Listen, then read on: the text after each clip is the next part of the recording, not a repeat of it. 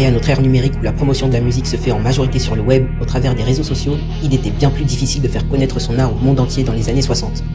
Cependant, lorsque les vinyles étaient alignés les uns à la suite des autres dans les stores de l'époque, il y avait bien un moyen très simple mais très efficace de faire la promotion de son vinyle en se démarquant.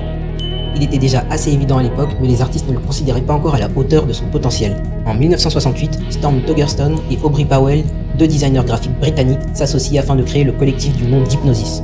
Ce duo, plus tard rejoint par Peter Christopherson, s'apprête alors à véritablement révolutionner l'industrie en créant des designs de pochettes d'albums iconiques, principalement pour des groupes de rock progressifs. Outre Pink Floyd, le collectif de designers va aussi réaliser des pochettes pour des grands groupes comme The Gods, T-Rex, Led Zeppelin, Genesis, 10cc. Hypnosis devient rapidement un nom très populaire dans l'industrie. Leur langage visuel original, souvent surréaliste, qui remettait en question les normes traditionnelles de la photographie et du graphisme, faisait autant vibrer les artistes que leurs fans qui étaient comme hypnotisés par leur création douée de créativité, de puissance et de rêve.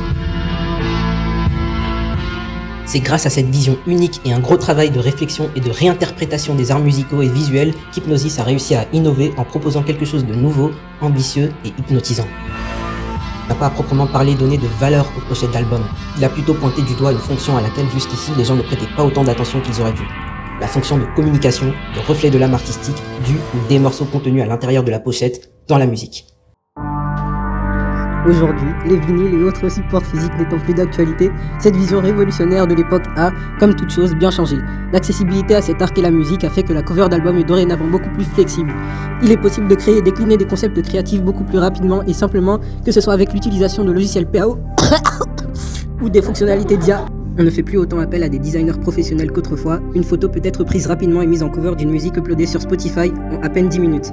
On peut tout de même choisir de ne pas avoir de cover du tout. Cependant, beaucoup d'artistes continuent de voir les choses comme Hypnosis, traitant leurs images comme des œuvres d'art et proposant des variantes de cover, du merch associé. On n'est d'ailleurs plus seulement limité aux albums, les singles peuvent désormais avoir leur propre image indépendamment d'autres contenus de l'artiste.